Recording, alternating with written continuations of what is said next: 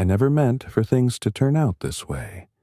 It all started as a small mistake, an unintentional slip, but it led to the worst possible outcome. I was responsible for my sister's breakup.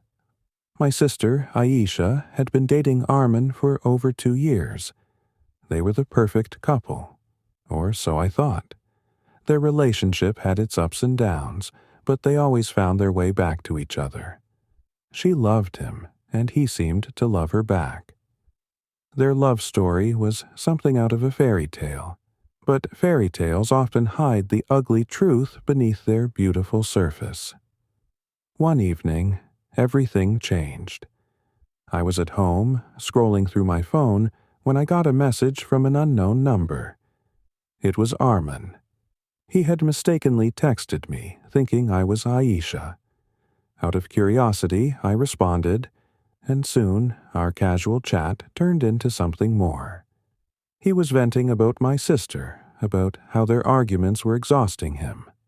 I felt a strange sense of responsibility to defend Aisha, but at the same time, I wanted to understand his side. I told myself that I was just being a supportive sibling, but deep down, I knew something was wrong.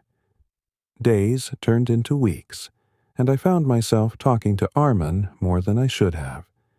At first, it was occasional texts, but soon we were speaking daily.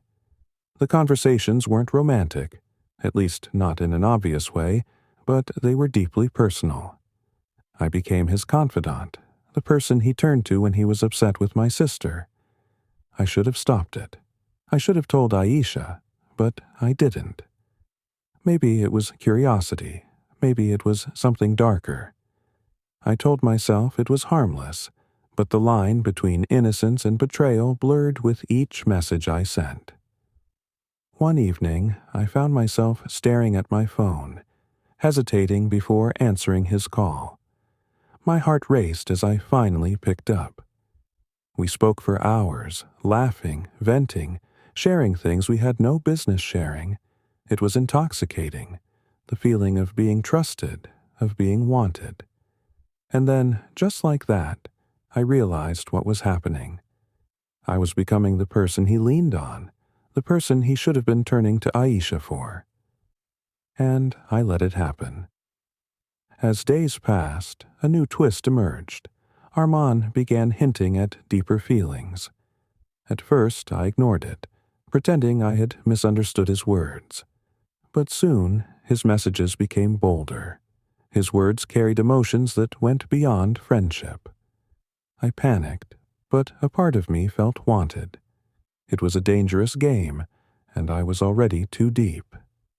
Then one night I noticed something even more sinister. Armand was not just emotionally entangled with me. He was manipulating Aisha too. I overheard him on the phone with her, painting himself as the victim, twisting the narrative, making her feel guilty for his emotional distance. I realized I wasn't just a bystander in this.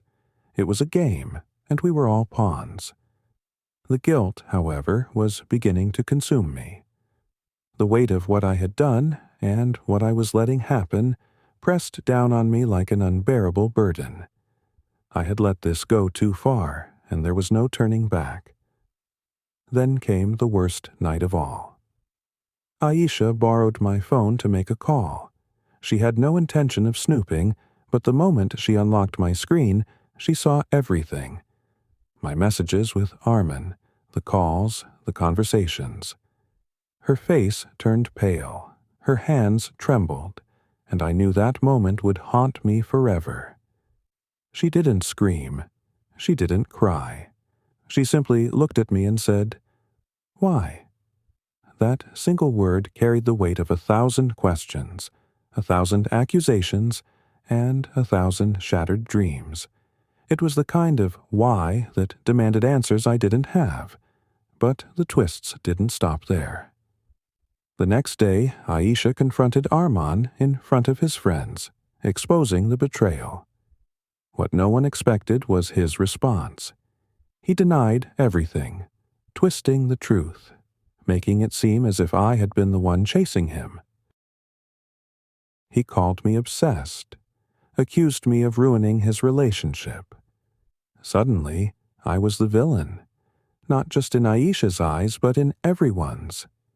Aisha, torn between anger and heartbreak, refused to believe him, but the seed of doubt had been planted.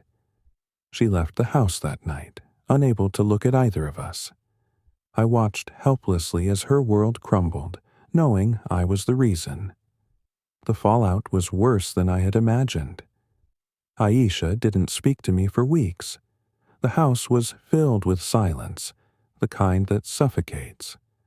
I had broken something I could never fix. It wasn't just about Arman anymore.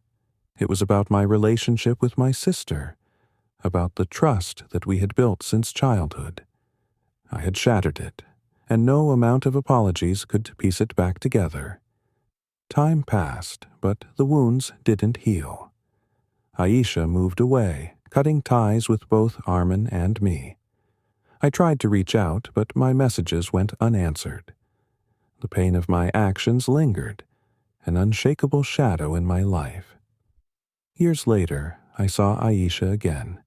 She had moved on, built a life without me.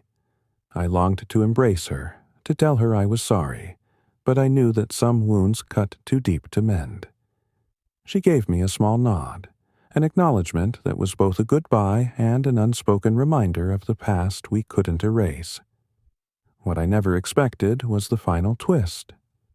One night, as I was scrolling through social media, I saw a post. Aisha was engaged. But the shocking part? Her fiancé looked eerily familiar. The same eyes, the same smile, the same charm. Arman's younger brother. Had she moved on, or was this her way of making me suffer? Was this fate playing a cruel joke? Or had she orchestrated it all along?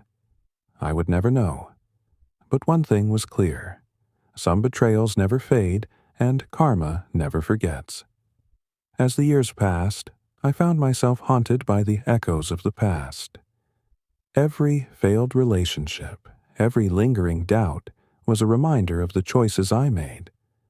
Aisha's life flourished, and mine remained a tangled web of regret.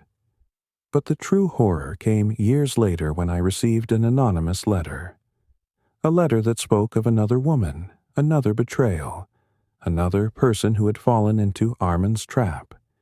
He had continued his games, moved on to another, using the same manipulation, the same lies. Aisha had escaped, but I had left behind a chain reaction of heartbreak and destruction. Aisha was never the type to let things go easily.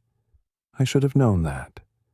After she left, I expected her to vanish from my life forever, and for a while she did. But fate had other plans. I first heard about her return through whispers. Old friends, distant relatives. They spoke of how Aisha had changed, how she had become stronger, colder, and, most terrifying of all, strategic. It wasn't just about moving on. It was about setting things right. Or perhaps setting things on fire. It started with small things. A message from an unknown number appeared on my phone one evening. "Did you miss me?" No name, no context. But I knew. My heart pounded as I stared at the screen, my hands trembling. Then came the rumors. Arman had lost his job. His perfect reputation was crumbling. No one knew how, but those close to him whispered about confidential emails being leaked, about a scandal that made him untouchable in his industry. The fall from grace was swift, ruthless, and irreversible. I didn't have to ask. I knew who was behind it. And then my turn came. One night, I came home to find an envelope slipped under my door. Inside was a single photograph, one of me and Arman laughing together, on a night when we were supposed to be nothing more than acquaintances. The caption, scrawled in handwriting I recognized all too well, read, "Poison spreads silently." Aisha was playing a long game. She wasn't just making me suffer, she was making me question everything. Every conversation, every friendship, every choice. And the worst part? I couldn't blame her. I had taken everything from her, and now she was taking everything from me. Then came the final blow. The night of her wedding. It was just a normal school day, one that began like any other. I woke up late, rushed through breakfast, and barely made it to class on time. My friends Malik and Samir were waiting by the school gate, laughing at how I always managed to cut it so close. The three of us walked in together, joking about the upcoming cricket match, swapping rumors about a new teacher, and generally not thinking about geometry class, which was our first period.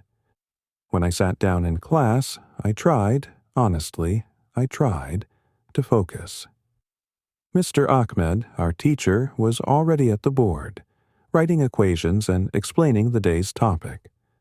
I followed along for the first few minutes, but my attention quickly drifted. Geometry had never been my strong suit, and I found my mind wandering.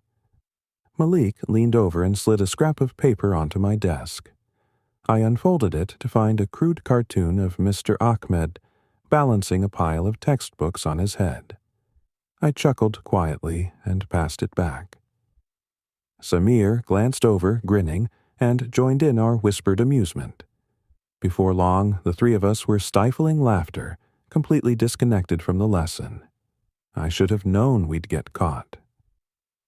Ahsan, Mr. Ahmed's voice cut through the room, halting our conversation. Can you solve the equation on the board? I froze. I hadn't been paying attention, so I had no idea what the problem was. I felt the eyes of the entire class on me, waiting for my response. I muttered something under my breath, trying to stall for time, but Mr. Ahmed wasn't having it. Please come to the board and show us your work, he said. Reluctantly, I stood and walked to the front of the room. The problem might as well have been written in another language. I stared at the board, hoping some miracle would help me understand it. I don't know, I admitted after a long pause. Exactly, Mr. Ahmed replied. You don't know because you weren't paying attention. A ripple of laughter spread through the classroom. It wasn't loud, but it was enough to make my face burn. I glanced back at Malik and Samir. They weren't laughing outright, but their amusement was obvious. I sat back down, feeling humiliated. The embarrassment churned in my chest, and I found myself clenching my fists under the desk. I couldn't concentrate on the lesson anymore. All I could think about was the smirks, the laughter, and Mr. Ahmed's calm yet cutting words. My humiliation turned into frustration, and my frustration turned into anger. It wasn't fair, I told myself. Why did he have to single me out in front of everyone? Other people weren't paying attention either. Why was I the one being called out? The heat of those thoughts built up inside me, and before I knew it, I was speaking again. Why do you always pick on me? I blurted out. Mr. Ahmed turned, surprised by my outburst. Excuse me? You always call me out, I said, my voice rising. You never say anything to anyone else? The class fell silent. Even Malik and Samir stopped their quiet snickering. I'm not picking on you, Mr. Ahmed said evenly. I'm asking you to focus. No, you're always picking on me, I snapped. That's enough, he said, his voice steady and calm. No, it's not enough. I stood up, my chair scraping loudly against the floor. In that moment, my anger took complete control. My hand shot up, not to hit him, not even close, but to gesture in frustration, to make a point. But it was too forceful, too sudden. Mr. Ahmed didn't flinch. He didn't step back. But his expression changed. His calm exterior hardened slightly, and his eyes held something I hadn't seen before. Disappointment. Leave the room, he said quietly. It was like a bucket of cold water had been thrown over me. My anger fizzled out in an instant, replaced by a sinking feeling in my stomach. I lowered my hand, grabbed my bag, and walked out without a word. As I stepped into the empty hallway, I felt the weight of what I had just done settle on my shoulders. I knew what was coming next. I'd have to see the principal. I'd have to face my parents. And worse than that, I'd have to face myself. The whispers started almost immediately after I left. I could hear them through the classroom door as I made my way down the corridor. Did you see that? I can't believe he actually did that. Ah-san's in so much trouble. By the time I reached the principal's office, my stomach was in knots. I sat on the bench outside, staring at the floor, trying to figure out what I could possibly say to explain my behavior. When Principal Khan called me in, she didn't shout or scold. She just looked at me with a serious expression and said, "I understand there was an incident in class." "Yes," I said quietly. "This is a serious matter," she continued. "We do not tolerate disrespect toward staff. Your behavior was unacceptable." I nodded. What else could I do? "We'll be calling your parents," she said, "and you'll be suspended for 2 weeks. I suggest you use that time to think very carefully about your actions." I nodded again, numb to her words. I couldn't argue. I couldn't explain. I could only sit there, waiting for my parents to arrive. When I got home that day, the atmosphere was heavy. My father sat at the table, his jaw tight, his hands clasped in front of him. My mother stood nearby, looking upset but saying nothing. "What were you thinking?" my father asked. "I wasn't," I admitted. "Clearly," he said. "You disrespected a teacher. You made a fool of yourself. I hope you understand how serious this is." "I do," I said softly. "You need to fix this," he continued. "You need to take a hard look at yourself and figure out why you let this happen." I nodded, not trusting myself to speak. My mother put a hand on my shoulder before walking away, leaving my father and me alone at the table. "I'm sorry," I said, and I meant it. But even as I spoke the words, they felt hollow. During the suspension, I had nothing but time. I replayed the moment over and over in my head, wishing I could take it back. I thought about Mr. Ahmed's face, the disappointment in his eyes, and it stung more than any punishment ever could. When I returned to school, I knew I had to make things right. I waited after class and approached Mr. Ahmed. He was at his desk, packing up his things, when I cleared my throat. "Sir," I began, my voice trembling. "I'm sorry. I shouldn't have spoken to you like that, and I definitely shouldn't have—" I paused, then forced the words out. "I shouldn't have raised my hand." He looked at me for a long moment, then he nodded. "It takes courage to apologize," he said. "I appreciate it, but I expect better from you moving forward." "Yes, sir," I said quickly. From that day on, I did my best to stay focused in class. It wasn't easy, old habits die hard, but I tried. I answered questions, even when I wasn't completely sure of the answer. I took notes. I listened. Over time, the laughter and whispers faded. Malik and Sameer stopped teasing me about the incident, and eventually it became just another story from school, something that happened, something we moved past. But I never forgot how it felt in that moment, how the anger had taken over, how I had crossed a line I couldn't uncross. I never forgot the way Mr. Ahmed had looked at me, not with anger, but with disappointment. Years later, I still think about that day. It wasn't the punishment that stuck with me. It wasn't the embarrassment in front of my classmates. What stayed with me was the lesson. Respect isn't just about following rules. It's about how you carry yourself, how you treat others, even in moments of frustration.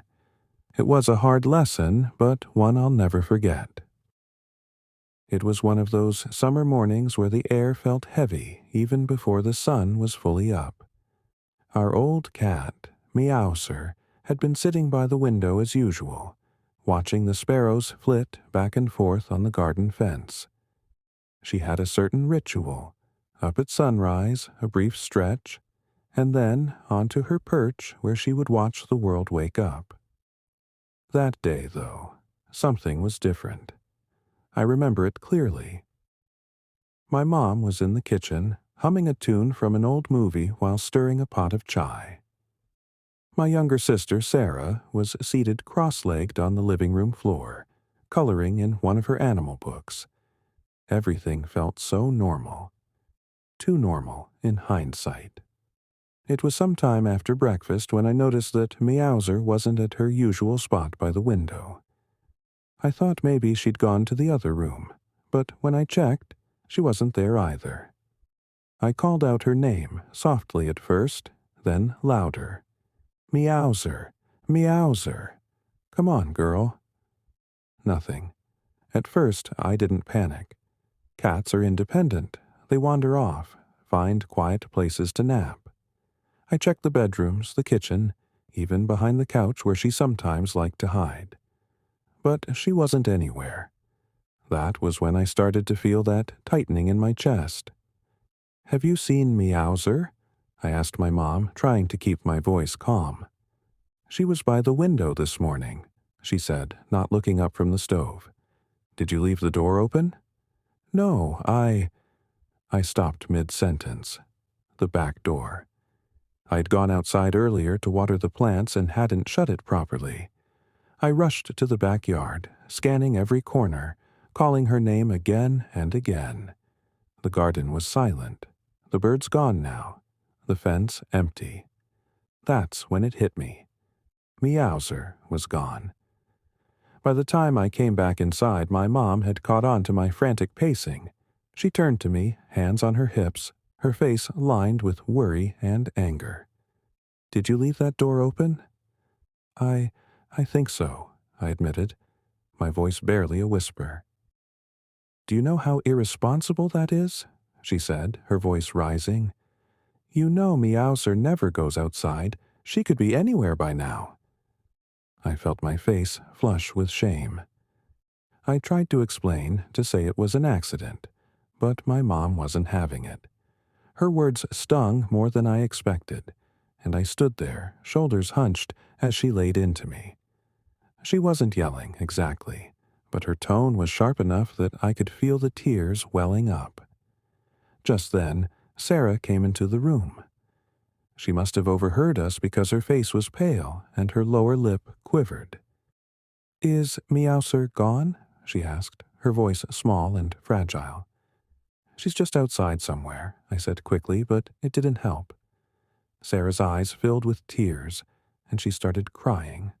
Those big, silent sobs that come from deep in your chest. That made it worse. My mom turned her focus on Sarah, trying to comfort her, but every tear that fell felt like another punch to my gut. "I'll find her," I blurted out. "I'll go look for her."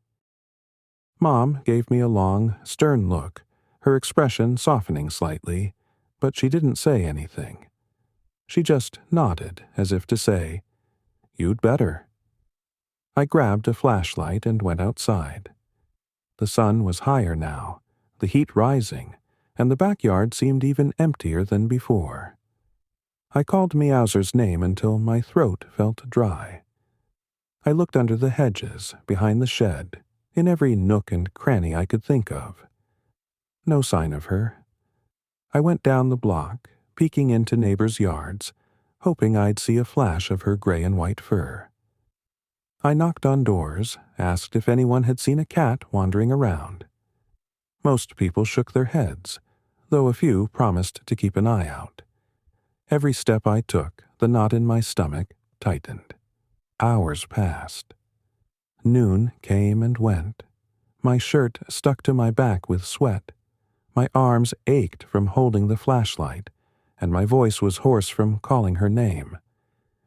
The more time that passed, the heavier the guilt became. All I could think about was how easily this could have been avoided. I should have checked the door. I should have been more careful. I circled back to the house, dragging my feet.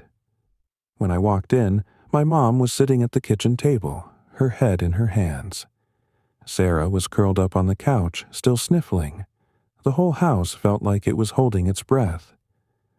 "I couldn't find her," I said, my voice breaking. My mom looked up at me, her eyes tired. She didn't say anything at first, just motioned for me to sit down. For a moment, we sat there in silence. Then she spoke, her voice softer than before. "It's not just about losing Meowser. It's about responsibility. You have to be more careful, especially when other lives depend on you." "I know," I said quietly. "I'm sorry." She sighed and reached out, patting my hand. "Let's try again. Maybe she'll come back on her own." We spent the rest of the afternoon putting up flyers around the neighborhood. Sarah drew a picture of Meowser to put on the poster, her hands still shaky from crying. We knocked on doors again, talked to more neighbors, and searched every corner we could think of. As the sun began to set, we returned home feeling defeated. I sat on the porch steps, staring at the yard, hoping against hope that Meowser would appear. Every rustle in the bushes, every shadow, made my heart leap. But it was never her. Just when I was about to give up, I heard it, a faint, familiar meow. I froze, hardly daring to believe it. I called out her name, and the meow came again, louder this time. I turned and saw her, Meowser trotting up the path as if nothing had happened. I scooped her up, my hands shaking with relief, and brought her inside. Sarah's face lit up the moment she saw her, and my mom let out a breath she must have been holding all day. We all sat there, Meowser purring in my arms, as the tension finally melted away. That day taught me a lot more than how to close a door. It taught me about the weight of responsibility, about how small mistakes can have big consequences, and about the value of the people and animals we love. I never left the door open again, and every time I saw Meowser sitting at the window, I remembered the lesson I learned that day. The day had started like any other. I was 15 years old, and taking the train by myself was nothing new. It was one of those rites of passage for teenagers, learning to navigate the city on your own, buying your own ticket, standing on a crowded platform and squeezing into a seat before the train pulled out. I felt confident. I felt independent.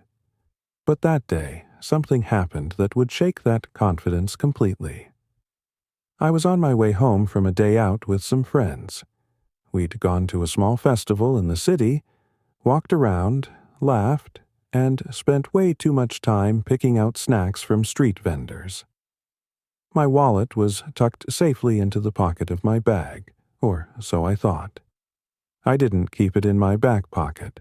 Everyone always warned against that. My bag's zipper was secure. I felt pretty street smart. The train ride itself was uneventful at first. I found a seat near the window and leaned my head against the glass, letting the hum of the engine and the rhythmic clatter of the tracks lull me into a semi-relaxed state. The train was crowded, as usual. People packed in with bags, phones, and books. It wasn't unusual for someone to bump into you or brush past you as they moved to get off at their stop. I barely noticed it anymore. Halfway through the journey, I reached into my bag to take out my phone, only to realize that something didn't feel right. My wallet wasn't where it usually was. I froze for a second, then quickly rummaged through the entire bag. Nothing. It was gone. My heart started to pound. I opened every pocket, checked under my seat, even patted down my own jacket and jeans just in case I'd put it somewhere else without thinking. Nothing. The wallet was nowhere to be found. I felt the first wave of panic rise in my chest. Not only did it have my money, what little I'd saved for the week, but it also held my train pass, my school ID, and a few other important cards. I didn't know what to do. My stomach churned as the realization sank in. I was stranded. I had no cash to buy another ticket home. My phone had some battery left, but I wasn't sure who to call. I thought about my dad, but then hesitated. What would he think? Would he be angry at me for not keeping my things safe? The train kept moving, and I sat there staring out of the window, feeling helpless. By the time I reached the station closest to home, it was already evening. The sky had started to darken, and the once crowded station seemed lonelier now. People were rushing past me, heading for taxis, buses, or waiting cars. I, on the other hand, was frozen. I still didn't know how I'd get home. The streets beyond the station seemed darker than usual, and I felt more alone than I'd ever felt before. I tried to think of other solutions. Could I walk home? It would take over an hour, and it didn't seem safe. Could I borrow money from a stranger? I looked around and quickly discarded the idea. Everyone was in a rush, and I couldn't imagine approaching someone for help. I felt the tears start to prick at my eyes, but I blinked them back. Finally, I decided I had no choice. I pulled out my phone and called my dad. The moment he picked up, I felt both relief and dread. "What happened?" he asked, his voice calm but direct. "My wallet's gone," I mumbled, my voice shaky. "I don't have any money to get home." There was a pause on the other end. I braced myself for anger or disappointment, but then he said, "Stay where you are. I'll come get you." I hung up and leaned against a wall, feeling the weight of the day pressing down on me. I replayed everything in my head. When did I lose it? Was it when the train bumped around that sharp turn? Or was it when that one person squeezed past me, brushing against my bag? I couldn't pinpoint the moment, and that made it worse. I felt stupid, careless, like I had failed some unspoken test of maturity. When my dad pulled up in the car, I climbed in silently. He looked over at me, studying my face for a moment, then just said, "It's okay, it happens. You'll be more careful next time." That was all he said. He didn't lecture me, didn't make me feel worse than I already did. In fact, his calmness was what made me finally break down. I told him how embarrassed I felt, how stupid I thought I was. He just listened, letting me get it all out. When we got home, my mom was waiting at the door. She'd already heard what happened, and her first reaction was to hug me. "You're safe, and that's all that matters," she said.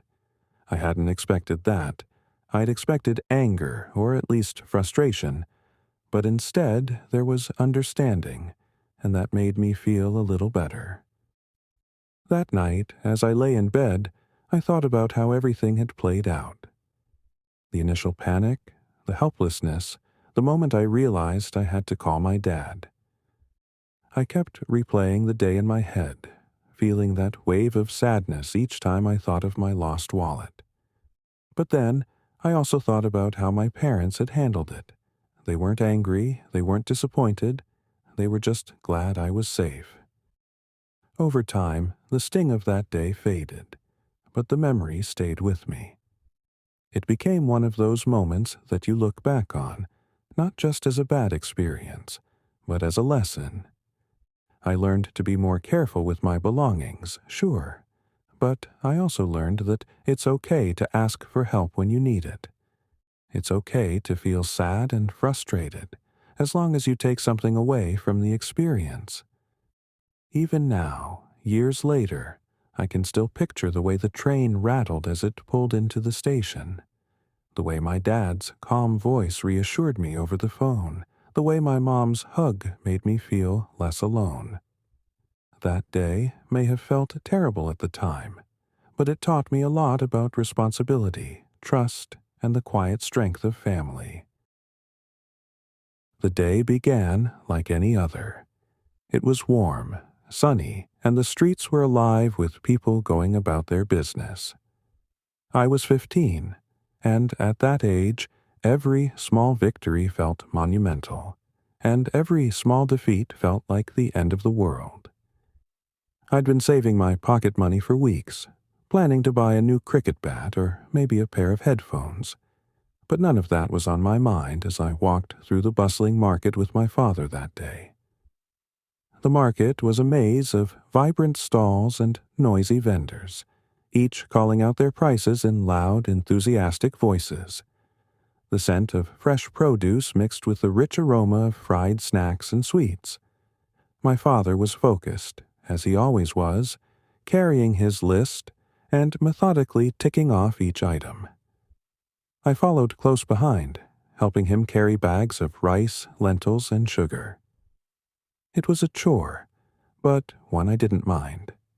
Spending time with him, even in the market's chaos, felt comforting. As we walked down one of the market's narrower lanes, we passed by a small shop with a display case in the window. That's when I saw it.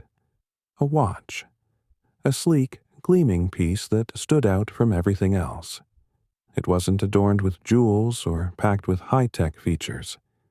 It was simple, elegant, with a polished silver face and a black leather strap. But to me, it might as well have been a treasure from another world. I stopped in my tracks, unable to look away. It was perfect. I imagined it on my wrist, imagined how it would glint in the sunlight, how it would feel to have something so new, so impressive. My friends all had watches like that, some of them even fancier.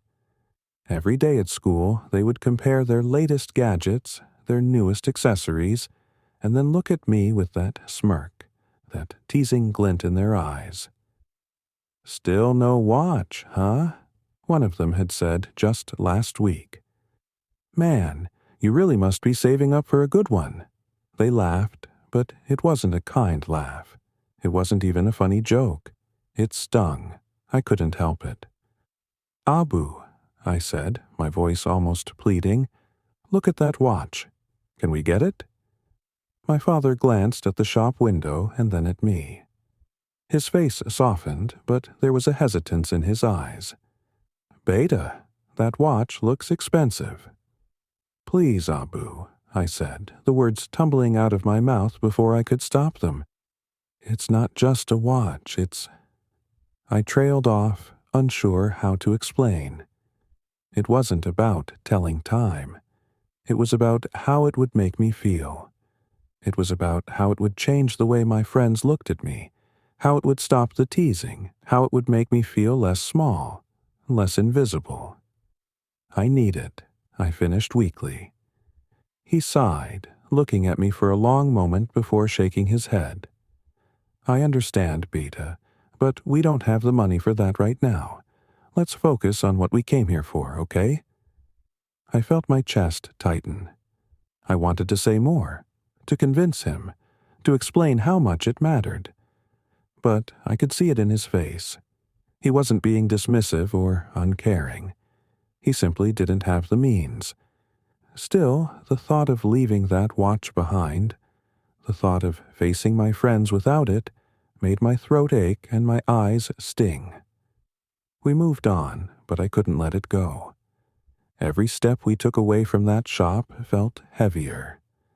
The weight of my frustration and disappointment grew until I could barely hold it in. "Why not?" I burst out, stopping in my tracks. "Why can't we just buy one thing I really want for once?" My father stopped and turned to me. He wasn't angry. His voice was calm, measured. "Beta, it's not about wanting. It's about what we can afford. And right now, we can't afford that. You have to understand." "I don't understand," I said, my voice cracking. I knew deep down that it wasn't fair to shout, that it wasn't fair to blame him, but the frustration was overwhelming. All my friends have one. I'm the only one who doesn't. They keep making fun of me, saying I'm too poor to have nice things. I just wanted one thing so they'd stop. My father's expression softened even more. "Son, you don't need a watch to prove anything to your friends. Your worth isn't in what you wear on your wrist." I didn't answer. I couldn't. My emotions were too raw. I felt tears well up, and before I knew it, I was crying. Not quietly, either. People passing by turned to look. Some stopped to watch, murmuring to each other. It felt like the entire market was staring, and I hated it. I hated that I was making a scene, hated that my father looked so helpless, hated that I felt so powerless. My father placed a hand on my shoulder.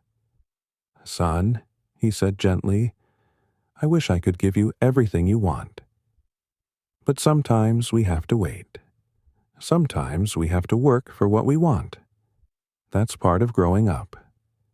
I sniffled, wiping at my face. The tears weren't helping anything. I nodded, not because I agreed, but because I didn't have the energy to argue anymore. We finished the rest of our shopping in silence. I felt hollow. That night, lying in bed, I couldn't stop thinking about the watch. I replayed the moment in the market over and over.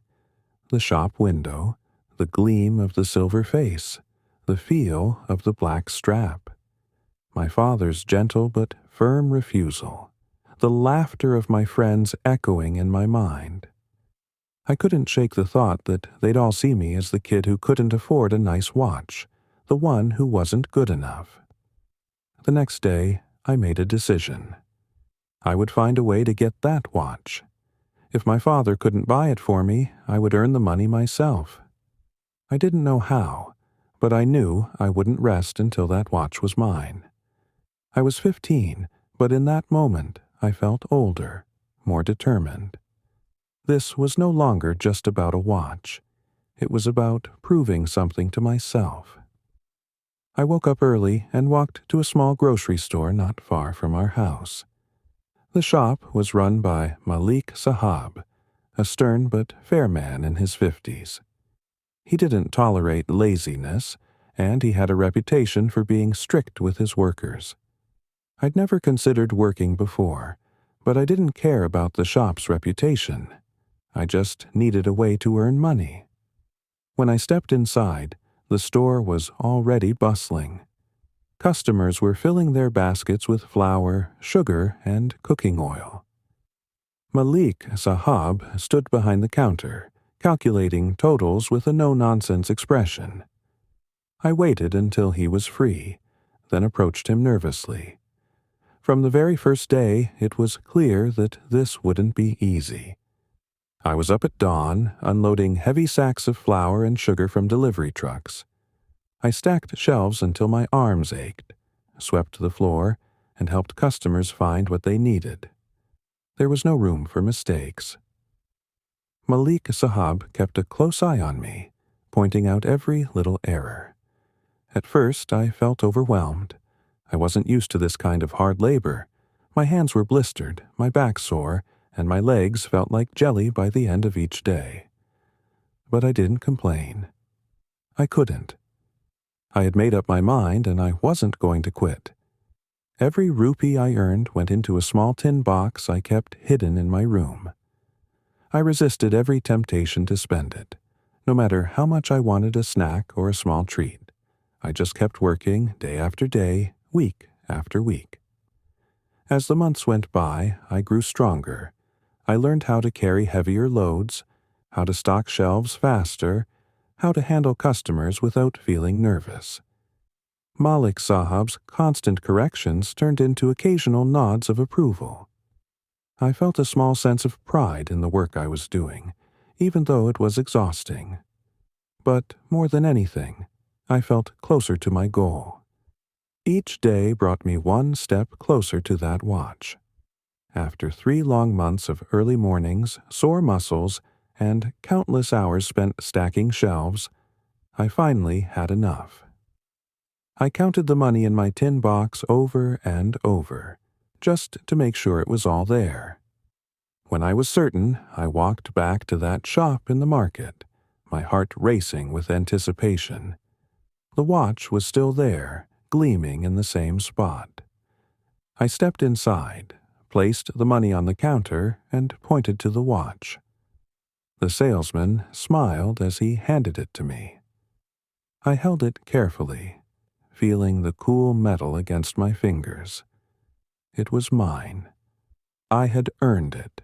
When I slipped the watch onto my wrist, I felt a wave of satisfaction wash over me. It wasn't just a watch. It was a symbol of my determination, my effort, and my refusal to let anyone make me feel small. It reminded me that hard work could overcome almost anything. I walked home that day, the weight of the watch on my wrist feeling like a badge of honor. I never told my friends exactly how I got it. I didn't need to. When they saw the watch, their teasing stopped. They didn't laugh or call me poor anymore. But I wasn't doing it for them. I realized that in the end I was doing it for myself. That watch taught me that even when things seemed impossible, persistence and effort could turn dreams into reality. It was just a normal afternoon when my cousin approached me. He had always been the kind of person who could talk his way into anything, flashing that easy smile of his, making people feel comfortable. I didn't see it as unusual when he started a casual conversation about some investment he wanted to make. "Bye," he said, leaning slightly closer as if to share a secret. "मुझे एक छोटी सी help चाहिए. सिर्फ 1 महीने की बात है. I'll return it as soon as I can. You know me. I've never let you down before." I remember feeling a little skeptical at first. He wasn't the most reliable person I knew. He'd missed deadlines, flaked on plans. But I figured he was family. You don't turn your back on family. "How much are we talking about?" I asked. He hesitated. "It's not a huge amount," he replied. "Just enough to get this thing started. 10,000 rupees. 10,000. It wasn't a small sum, especially for me. I'd been saving for something, maybe a new phone, or a small trip with friends. But the way he asked, it was hard to say no. He painted a picture of a great opportunity, how he needed this to get off the ground, how he'd be paying me back within the month. "Just 1 month?" I clarified. "Absolutely. 1 month and I'll have it back to you." So, against my better judgment, I handed him the money. It felt like the right thing to do. He was my cousin. What reason did I have not to trust him? About 10 days passed, and I didn't think much about it. He wasn't due to pay me back yet, and I figured everything was going smoothly. But then I heard a rumor, a small comment made by another cousin at a family gathering. "You know he's planning to go to Canada, right?" someone mentioned offhandedly. I froze. Canada? When? I hadn't heard anything about this. I didn't want to jump to conclusions, but something about it didn't sit right with me. That evening, I called him up. "Hey," I said, trying to keep my voice casual. "I heard you're going to Canada soon." There was a brief pause on the line. "Yeah," he said finally, his tone light. "But it's not a big deal. Just for a bit, you know. I'll be back soon." I hesitated. "So, what about the money? The one you borrowed?" "Don't worry," he said quickly. "I'll give it back as soon as I return." I wanted to believe him. I really did. He was family. We'd grown up together, played cricket in the same dusty fields, shared meals at family gatherings. But something in my gut told me that this wasn't going to end well. Still, I told myself not to be paranoid. He was my cousin. Surely he wouldn't just run off without paying me back. Time passed, and before I knew it, he was gone. I didn't hear from him for a while, but I figured he was busy settling in, dealing with immigration, finding his footing in a new country. I didn't want to seem pushy. I waited a few more weeks before reaching out again. "Hey, how's Canada?" I texted. "Hope you're doing well. Just wanted to check in about that money you borrowed." No reply. I called. No answer. I tried again the next day. Still nothing. After a week of trying to get in touch, I was starting to get worried. It wasn't just about the money anymore. It was about the trust. The feeling that someone I considered close, someone I thought I could rely on, was now ghosting me. So, I did what anyone in my position would do. I reached out to his parents. "Auntie, Uncle," I started cautiously, "I've been trying to reach him about some money he borrowed. Have you heard from him?" Their reactions were polite but vague. "Oh, you know how it is," his father said. "He's probably just busy. He'll get back to you soon." But the look on their faces told a different story. They didn't know what was going on either. My frustration was growing, but I didn't want to cause a scene. I decided to give it a bit more time. Another month passed. By now, I wasn't just frustrated. I was angry, not just at him, but at myself. Why had I trusted him so easily? Why hadn't I seen the signs? When I finally got a hold of someone who'd been in touch with him, what I learned left me speechless. "Yeah," they said. "He borrowed money from a bunch of people before leaving. Same story. He promised to pay them back, then stopped answering calls. You're not the only one." It wasn't just me. He had taken money from 8 or 9 others, spun the same story, made the same promises. And now he was unreachable. Gone, I couldn't stop replaying the events in my mind. Every time I thought about handing over that money, I felt a knot in my stomach. The trust I'd placed in him wasn't just misplaced, it felt like a betrayal. I started to hear more stories from family members, neighbors, even some of his old school friends. He'd been borrowing from anyone who would listen, spinning tales about needing quick cash for a great opportunity, or just a short-term loan until he got his new job. And then he vanished. I wasn't the only one angry. The other people he'd borrowed from were also trying to reach him. Some had sent him messages warning him to pay up or face consequences. Others had given up entirely, resigning themselves to the loss. I didn't know what to do. Part of me wanted to keep calling, keep pushing, but another part of me knew it was pointless. He had disappeared, and the chances of seeing that money again were slim. What hurt the most wasn't the financial loss. It was the betrayal. The idea that someone I thought I knew, someone I trusted, would take advantage of me like that. I had always believed that family meant something, that you could count on your relatives to be honest, to have your back. But he had proven me wrong. In the months that followed, I stopped trying to contact him. I focused on moving forward, on learning from the experience.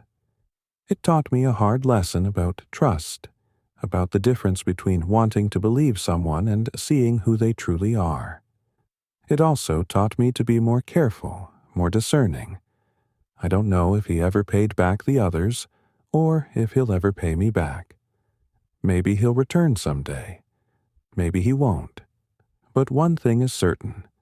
That experience changed how I view trust and how I approach lending a helping hand. It's not about shutting people out. It's about being smart, about protecting yourself, and about knowing that sometimes Even family can let you down. It all started when I was scrolling through Reels on my phone. My phone was in terrible shape. Its screen was cracked and barely responsive. As I swiped through one clip after another, I came across a reel that immediately caught my attention. A man, standing inside a small mobile shop, proudly announced, "We have all kinds of smartphones here, brand new, and every single one is 50% off." At first, I thought it might be some kind of scam, but the reel looked legitimate.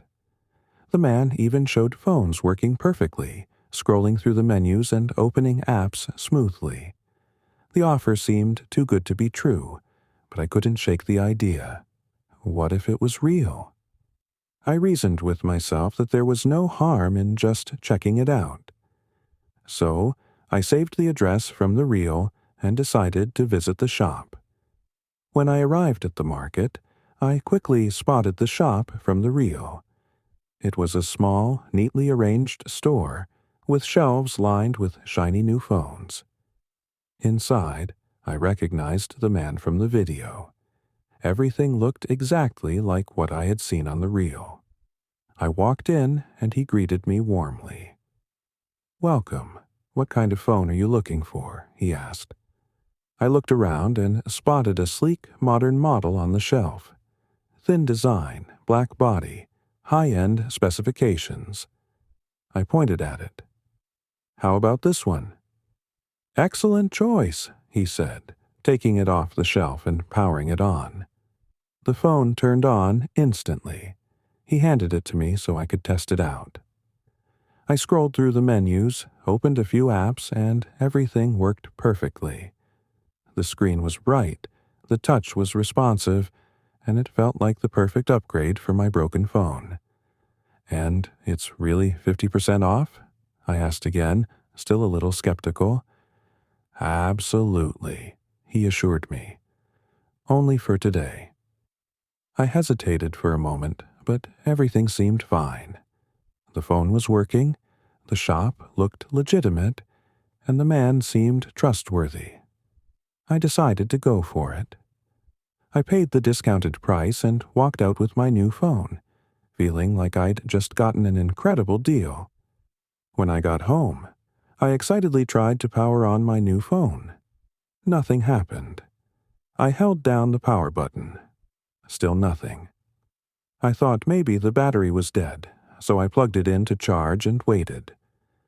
After an hour, I tried again, but the phone still wouldn't turn on. Confused and worried, I removed the back cover to check inside. My heart sank. The inside of the phone was completely empty. No battery, no motherboard, nothing. It was just a hollow shell. I couldn't believe it. I kept thinking, how is this possible? The phone was working at the shop. I tested it myself.